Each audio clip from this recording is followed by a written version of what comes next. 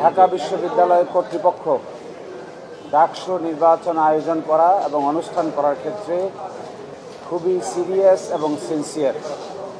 ঢাকা বিশ্ববিদ্যালয় কর্তৃপক্ষ মনে করে যে ঢাকা বিশ্ববিদ্যালয়ের ছাত্রদের বা ডাকসু নির্বাচনের মধ্য দিয়ে বাংলাদেশে নতুন ছাত্রদের মধ্যে নতুন সংস্কৃতি তৈরি হবে।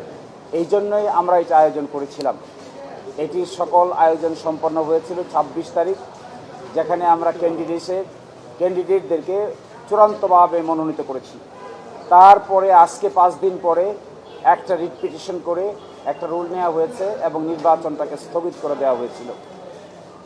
এটি ইনস্ট্যান্টে আমরা মাননীয় চেম্বার জাজের আদালতে এই বিষয়টি যে গুরুত্ব এবং ইম্পর্টেন্স বলে আমরা চেম্বার জাজের আদালতে হাতে লিখিতভাবে আবেদন করেছি। এই লিখিত আবেদন গ্রহণ করে মাননীয় চেম্বার জাজ হাইকোর্ট ডিভিশনের এই আদেশ, যে ডাকসু নির্বাচনকে স্থগিত করে যে আদেশ দিয়েছিল, এই আদেশকে সিএমপি ফাইল বা সিভিল মিসসেলেনিয়াস পিটিশন ফাইল এবং শুনানির আগ পর্যন্ত স্থগিত আদেশ দিয়েছেন। অর্থাৎ এই মুহূর্তে ঢাকা বিশ্ববিদ্যালয়ের ডাকসু নির্বাচন পরিচালনার ক্ষেত্রে এই মুহূর্তে কোনো বাধা থাকলো না, এবং যে যেখানে প্রচারণা করছেন, নির্বাচনের যে যেখানে প্রতিযোগিতা করছেন, তাদের প্রতিযোগিতা করার ক্ষেত্রেও এবং প্রচারণা করার ক্ষেত্রেও কোনো বাধা নাই। আমরা আগামীকালকে সকালে অফিস খুললে সিএমপি দায়ের করব। আশা করি আগামীকালকেই গুরুত্বের বিচারে বাকিটা আদালতে শুনানি হবে। কিন্তু in the meantime high court ডিভিশনের আদেশের কার্যকারিতা স্থগিত থাকবে। অর্থাৎ ডাকসু নির্বাচন আয়োজন, পরিচালনা, ক্যাম্পেইন, ছাত্রদের উৎসাহ, এই ব্যাপারে কোনো স্থগিতাদেশ থাকলো না।